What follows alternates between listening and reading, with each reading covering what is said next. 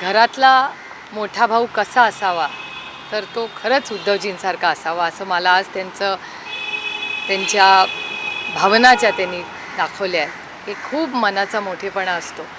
आणि मला आज आवर्जून मानची आणि बाळासाहेबांची आठवण येते, कारण माननी असलेली त्यांच्यातली संवेदनशीलता ही सातत्याने उद्धवजींच्या सगळ्या कृतीमध्ये वागण्यामध्ये दिसते.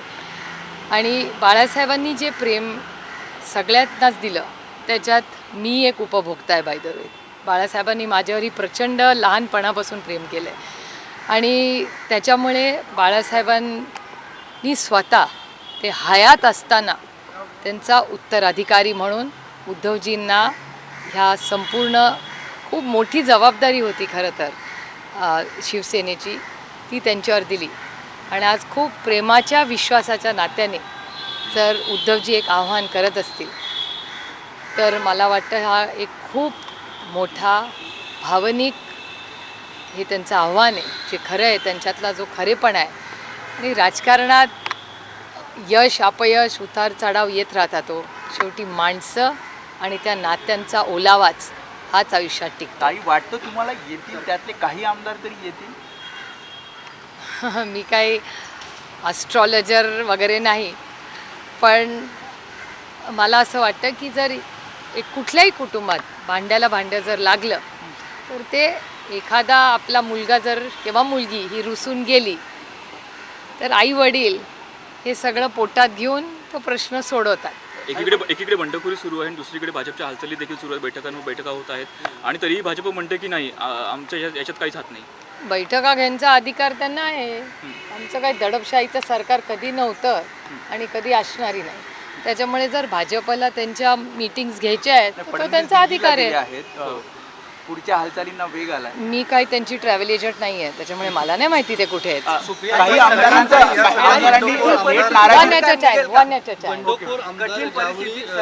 तुम्ही दोघांचा कुठला प्रश्नाला उत्तर देऊ? बंडखोर आमदार ज्यावेळी या सगळ्या मुद्द्यांवरती टीका करताना राष्ट्रवादीवरती टीका केली जाते, कारण राष्ट्रवादीने निधी वाटपामध्ये कुठेतरी थेट नाराजी फक्त राष्ट्रवादीच्या पक्षाबद्दल आहे असं त्यांनी प्रतिक्रिया दिल्या.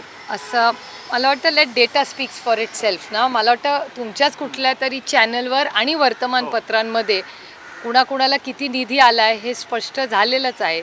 त्याच्यामुळे मला वाटतं मला आणखीन त्याच्यावर वेगळं बोलण्याची काही गरज नाही. सुप्रिया जी, जीआर निकालने की बात हुई है, सरकार जब से पूरी तरह से स्थिति खराब हुई है तब से 350 से ज़्यादा जीआर निकाले गए हैं और इसको लेकर आपत्ति जताई गई है कि इतनी हड़बड़ी में किस तरह से क्यों काम हो रहा है, क्या कोई गड़बड़ी करने की कोशिश की जा रही है, इस पर क्या प्रतिक्रिया है? देखो, जीआर जो होता है ना वो माई बाप जनता है ना उसके लिए होता है, वो किसी का पर्सनल बेनिफिट नहीं होता है. तो आपने सिराना करनी चाहिए कि इतने सारे जीआर निकले, म्हणजे आम आदमी जो शोषित है, पीड़ित है, वंचित है, कोई सीनियर सिटीजन्स है, कोई महिला है, उन सब के लिए तो सरकार होती है. सरकार का काम क्या होता है? लोगों की, जनता की सेवा करना, इसीलिए तो सरकार होती है. और सरकार इतना अच्छा अगर जीआर करके काम कर रही है तो आपने सिराना करनी चाहिए कि वाह व्हाट अ गवर्नमेंट. खात्यांमध्ये फेरबदल झाले, खात्यांमध्ये फेरबदल झालेला आहे. Crisis mode while these GRs were also being passed as well, because we have seen now that the numbers are not in your favor. See, my whole point is that administration is a way of serving people. So if the GRs are going to help citizens of Maharashtra, you should encourage it. खात्यांमध्ये फेरबदल झालेला आहे. एकीकडे उद्धव ठाकरे की तरफ से I can only reply once at a time. तमाम विधायकों को बुलाने की कोशिश हो रही है. एक इमोशनल अपील उद्धव ठाकरे की तरफ से की जा रही है, जबकि शिवसेना के तमाम नेता उनके खिलाफ बात कर रहे हैं. साथ ही आदित्य ठाकरे का ये भी कहना है कि इन नेताओं को लेकर पहले ही आगाह किया गया था कि इन्हें दोबारा चुनावी मैदान में ना उतारें, फिर भी उन पर विश्वास करके उतारा गया. इस पर आपकी क्या प्रतिक्रिया? ये सब मुझे पता नहीं. मैंने सिर्फ उद्धव जी का जो भाषण, वो जो ट्वीट आया है वही मैंने देखा है. और मेरे ख्याल से ये जो शिवसेना है वो माननीय बाला साहब और माँ ने मिल के बनाई है. हर फंक्शन में जब बाला साहब रहते थे माँ उनके साथ खड़ी रहती थी, और जब मैं उद्धव जी को मिलती हूँ मुझे हमेशा माँ की याद आती है, क्योंकि उनका स्वभाव, उनका रहन सहन बहुत माँ की तरह है और एक फैमिली की तरह ये पार्टी हमेशा रही है और आगे भी रहेगी। मैम, और हमारे सरकार के बारे में आपकी क्या राय है? नहीं कंप्लीट करने दो यार, कम ऑन मैम, बोलिए so interesting that I am so patiently talking to y'all and y'all are in such a rush. बंडखोर आमदार माझं संपलं नाही आहे. I am not done. If you then you will not get me. You have made me lose my whole thinking track. I was fully on a track. You don't have to be sorry.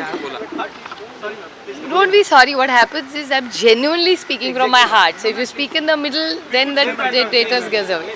But see, I have emotionals with that family. This is not, for people, politics is transaction and opportunity. For me, these are all emotions.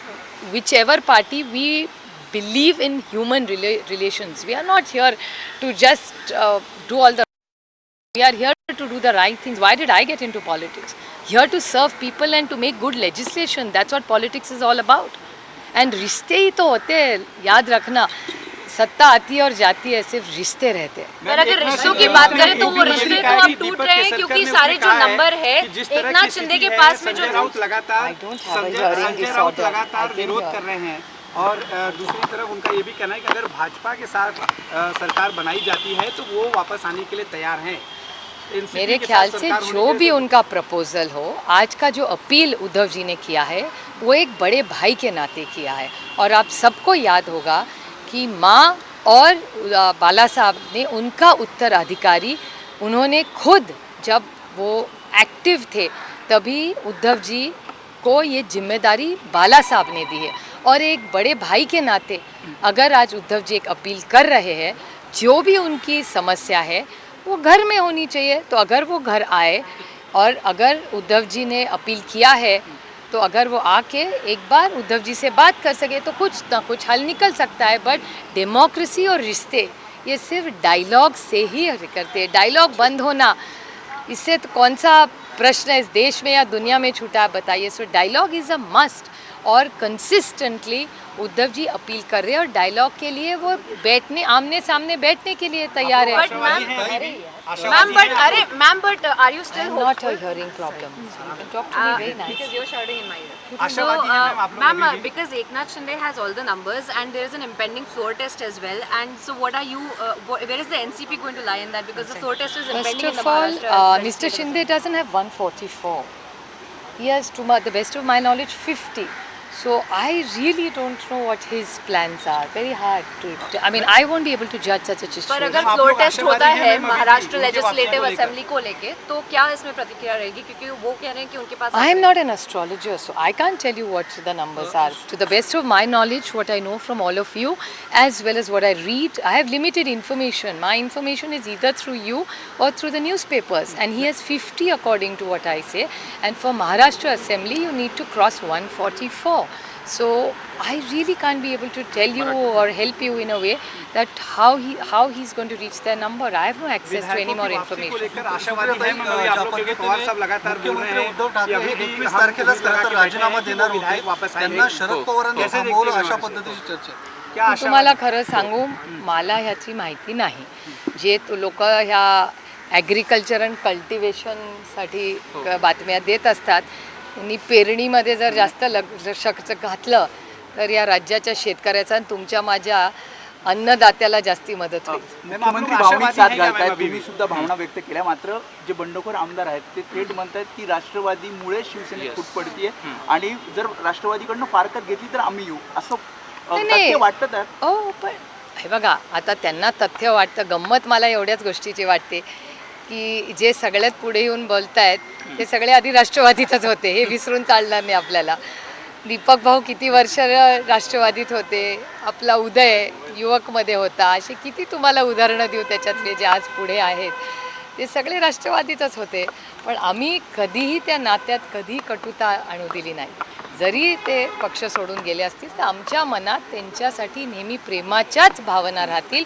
कारण माझं स्वतःचं मत असं आहे की आपल्या नेत्याच्या आणि वडिलांच्या आयुष्यात एखादा माणूस 2 मिनिटाचाही आनंदाचा क्षण घेऊन गेला असेल तरी मी कधीही त्या व्यक्तीच्या विरोधात बोलणार नाही.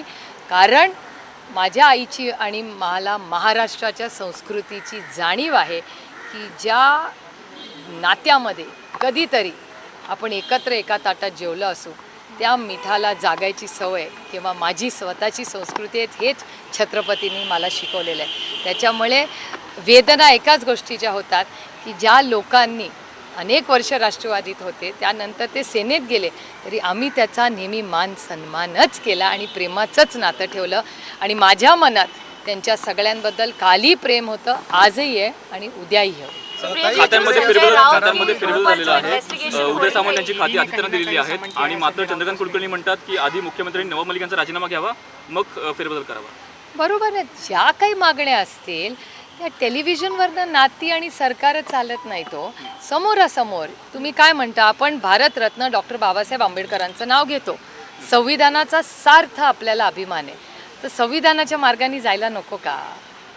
तुम्ही शाहू फुले आंबेडकरांचं छत्रपतींचं नाव घेता तेव्हा समोरासमोर तर बसलं पाहिजे. माझं काय म्हणणं आहे, जे काही तुमची मतं असतील किंवा नसतील तर भारतरत्न डॉक्टर बाबासाहेब आंबेडकरांच्या संविधानाने जगावं.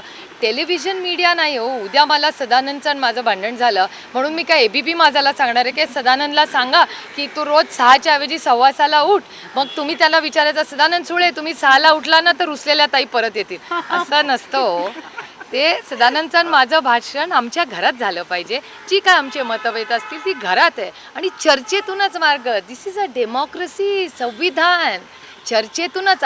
जर्मनीमध्ये एवढी भिंत तुटून एक झाली ना जर्मनी.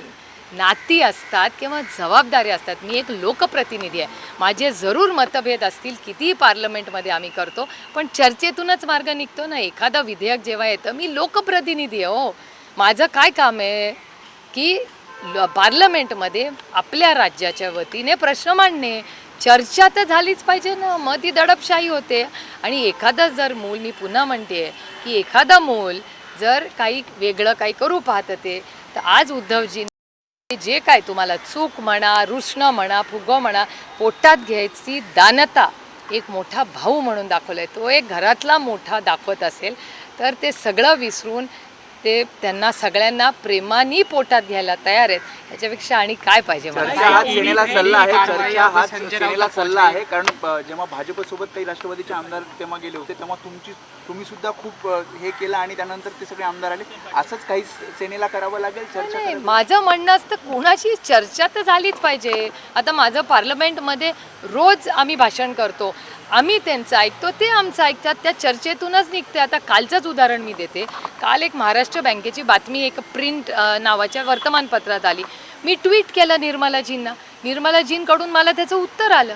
चर्चा तर झालीच पाहिजे ना. एकीकडे तुम्ही डेमोक्रेसी म्हणता, आम्ही संविधानाच्या चौकटीत राहणारे वागणारे लोक आहोत, तर जरी त्या संविधानाचा च्या बाजूनी उभं राहायचं, कारण का हा देश संविधानाने चालतो. तर संविधान काय आपल्याला अधिकार देतं? चर्चा करा. That's why we are the largest democracy in the world. Let's respect it. एकीकडे या सगळ्या घडामोडी घडत असताना दुसरीकडे संजय राऊतांना ईडीचं समन्स आलेलं आहे. 1 तारखेला पुन्हा एकदा त्यांना हजर राहण्यासाठी आदेश देण्यात आलेले. कसं हे दुर्दैवी हो. म्हणजे मला खरंच वाईट वाटतं की ईडी सारखी जी संस्था, खरंच ह्या देशामध्ये ईडीचा अध्यक्ष कोण आहे, कुलांना नोटीस आली आहे 5-1 वर्षापूर्वी कुणाला माहितीच नसायचं. आता आमच्याकडे गावाकडे पण गेला ना तर ते म्हणतात ताई ह्याला ईडीची नोटीस आली. म्हटलं तुला बरं रे माहिती ईडी? तो म्हटला नाही, इथपर्यंत पोचलं आहे. त्याच्यामुळे ईडी आता पार गावापर्यंत पोचली आहे. त्याच्यामुळे